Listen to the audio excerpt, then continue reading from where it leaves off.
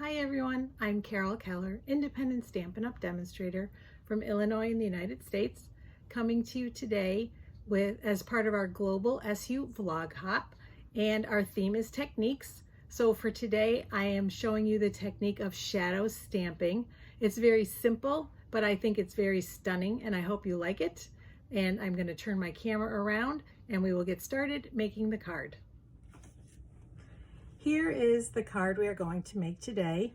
And like I said, the technique is called shadow stamping, and it gives the look of dry embossing, but it is not dry embossed. Like I said, it's very easy to do. So I will walk you through the steps and we will make this card. And then at the end, I will show you a couple of alternative colors that I've done it in as well. So the first thing we're going to do is grab our Stamparatus, and that is going to help with the positioning of the stamps. I am using the Shaded Summer stamp set that is in the annual catalog, and we're going to use both of these flower groupings. I got the idea of this card from a demonstrator named Elisa Tilsner from Australia, and she did something very similar. And what she did was she wanted to layer both of these stamps. So she just aligned them, I believe, this way. But the problem is there are gaps on the back, and it shows a separation. So I'm going to show you how to do it without that separation. Okay, the first thing we're going to do is get a scrap of paper. This is just some recycled paper that I have because we're going to use it to position the stamps. So this measures 4 inches by 5 1/4 inches, or 10 centimeters by 13.5 centimeters. And that's the size of this Scalloped Contours die. And I'll show you the dies at the end and the other things that I use to make the card. But that's the size you want because you want to make sure that the die will fit on there and the elements of the card will fit on there. So I'm just going to pick a spot on my Stamparatus, and I think we'll do, to make it easier, we're going to use this corner right here. That's where we want to position for the first stamping, and I'll show you what I mean by that. So I'm going to put my magnets on to hold that paper in place. So the first thing we're going to do is lay down the first stamp. That's the easy one. I'm just going to position it sort of looking at this as a guide. It's a little bit over to the left and a little bit up from the bottom, about like that. And we can always reposition. Pick that up with your plate on your Stamparatus, and we'll do a test run. So we'll use the fresh Freesia, and again, this is just to see if our placement is going to be right. So we're going to stamp that, and now I'm going to take the other flower bouquet set or stamp from the set, and this one, like I said, I want it to come right about here so it looks like it's all one. So you'll see it has to overlap the top of that flower a bit in order for that to happen. So we're going to try it out, see if that position is good. Picking it up, inking it up again with the fresh Freesia, and stamping. And it looks like it can come down just a little bit. So we're going to try that again. I'm going to use my chamois to clean off that stamp, and I'm going to get another scrap. So here's another scrap of the same size. Again, just putting it right up in that corner. And putting this one down. So basically you start the process again. I'm going to ink this one up. That we know is in a good position. And now I'm going to move this down. I'm going to take it off my plate and move it down just a little more because I know we're close.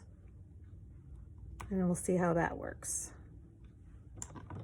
So it is just a little bit of trial and error, but once you have it, it's great for doing multiples.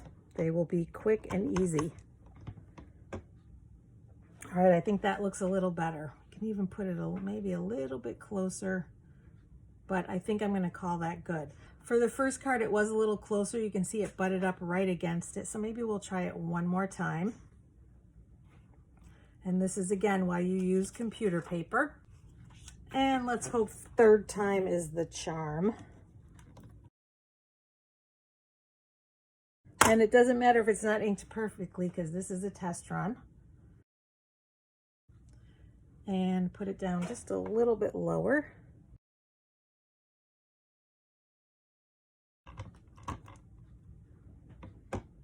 Yeah, that's better. A little bit closer, I think that's gonna work well. So we're gonna go with that. Again, just do it until you are happy with the result.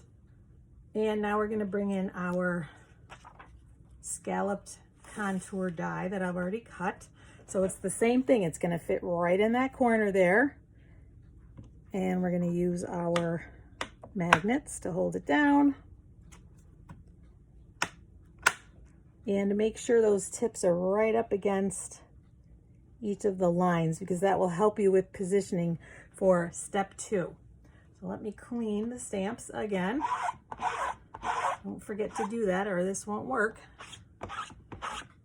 Because now we're going to bring in our Whisper White craft stamping pad. And this is what makes the beautiful effect. So you want to ink up each of those stamps so that there is lots of ink on there. Everything should be covered. And that looks like good coverage. You can certainly go back and add more ink if you need to. And now we're going to stamp.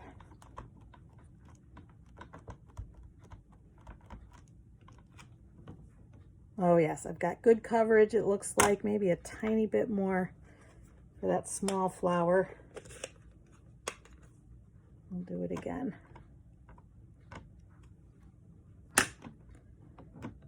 I want good coverage with that white. And then the other one, press it down so all the surfaces hit. That looks good. And now is where the magic happens. You're going to clean off your stamp with your chamois. It's very squeaky. And get as much of that Whisper White off as you can. And you'll clean them well once you take them off the plate. But right now, you just do your best getting that Whisper White off.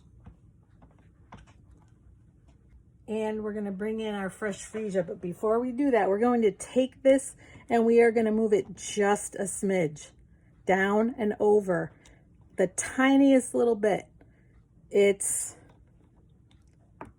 just so that you can offset the stamp. You don't want it to lay right on. You want it offset just a little bit.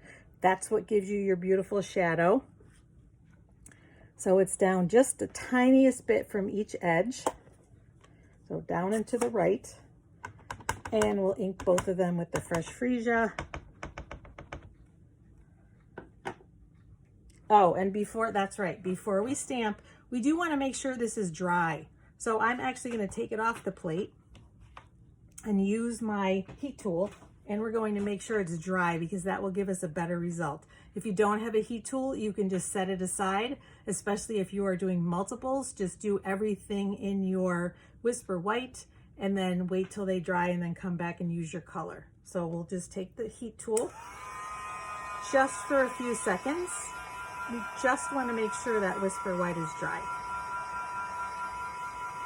And that's all it's going to take.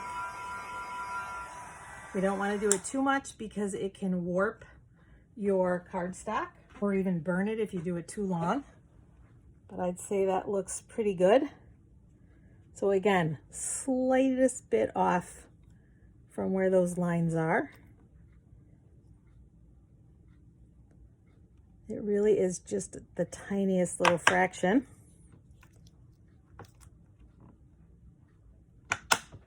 And now I'm going to re-ink that fresh Freesia again, make sure it's wet. And we will see the magic happen. Again, press to make sure it's inked well. Look at that. And do the other one. I may add just a little bit more of that fresh Freesia in this one. Just a little more. Oh yeah. Maybe a little more on each.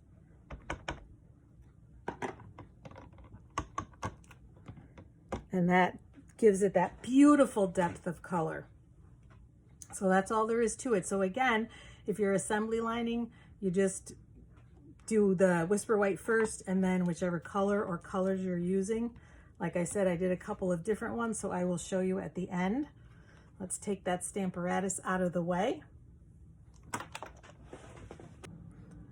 All right, so we'll bring that back in, and then we're going to assemble our card. I'm starting with a basic white, thick basic white card base. I'm using my bone folder to get a nice flat edge. And I'm going to just use my Stampin' Seal to adhere it to the card base. And then we have just a little bit more stamping to do, so I'm going to bring in my fresh Freesia ink pad. You can see it does have a little bit of Whisper White. I'm actually going to try to avoid that, and I'll probably re-ink. And that's probably because it wasn't quite completely dry. We're going to use Hello You on the outside.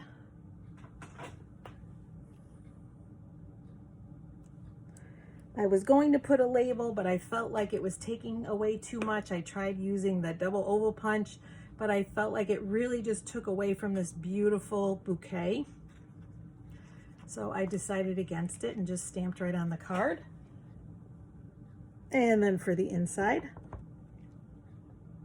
some friendships are just meant to be. And then another stamp from the set. And for this one, I'm stamping 3 times without re-inking. And then doing the same thing up at the top.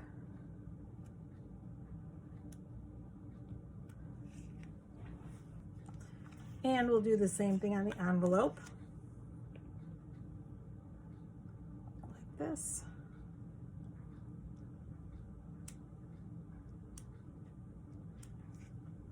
And our card is almost complete. I wanted to add a little bit of bling. For the first card, I used the opal rounds, but I even thought those were a little bit big. I wanted something small. So this time I'm going to try the elegant faceted gems. So let me move the envelope out of the way. And we'll use the clear ones, the smaller size. So I wanted something that added just a little bit more without overwhelming that beautiful stamping that we did. I think I need a little bit of fresh putty. There we go. Oh yes, I like that better. I like the smaller ones better. And that's it. That is our card for today. Wasn't that quick and easy? You can do multiples of them very quickly and mass produce them. So I do think that that's a wonderful technique. Let me know in the comments what you think. And if you've tried it, feel free to post a picture. I would love to see it. All right, so now that we've finished the card, I do have a couple of things to show you of what I used to make it. Like I said, and actually showed you at the beginning, I used the Shaded Summer stamp set. I also used the Scalloped Contours dies. These are fabulous, and they go along with the stamp set, but obviously you can use it in other ways. I've used these Scalloped Contours dies quite a bit in my projects. And I said I would also show you a card in a different color. I did one in polished pink as well. And so all I would say for an extra tip is, like I showed you, my ink pad did get a little bit muddied with the Whisper White. And the way to avoid that is simply to clean. I do recommend stamping in the color twice because I think that's what gives it the depth and it makes it look dry embossed. So again, if you can see that, it definitely looks dry embossed, even to my eye, and I know it's not. So I would say ink with the Whisper White, get a good foundation, and then clean your stamp, obviously. And when you lay your color down, after you lay the first color down, you know, after you ink up your stamps once, put the color down, clean them with the chamois, clean the stamps, and then re-ink, and then your ink pad will stay in whatever color it is, and it won't get muddied by the Whisper White. But it really isn't a big deal. I'm just going to add a few drops of re-inker, and I know mine will be fine. But just if you want to avoid that, that is how to do it. So again, thanks so much for joining me today. I really appreciate you watching. Thanks for joining us on our Global SU Vlog Hop. We have a hop at the end of every month, and we appreciate you watching. So to hop to the next person, just go to the description and there will be a link there that takes you to the next one. And if you want to hang around on my YouTube channel or come back, I've got lots of paper pumpkin alternative projects and other cards, scrapbook pages, home decor items, all sorts of fun things. So I hope that you will come back and check some of those out as well. Again, thanks for joining us. Thanks for joining me. I really appreciate it. If you like what you see also, please subscribe to my channel and click on the bell to be notified when I post new videos. And I hope to see you again soon. Take care, everyone. Bye-bye.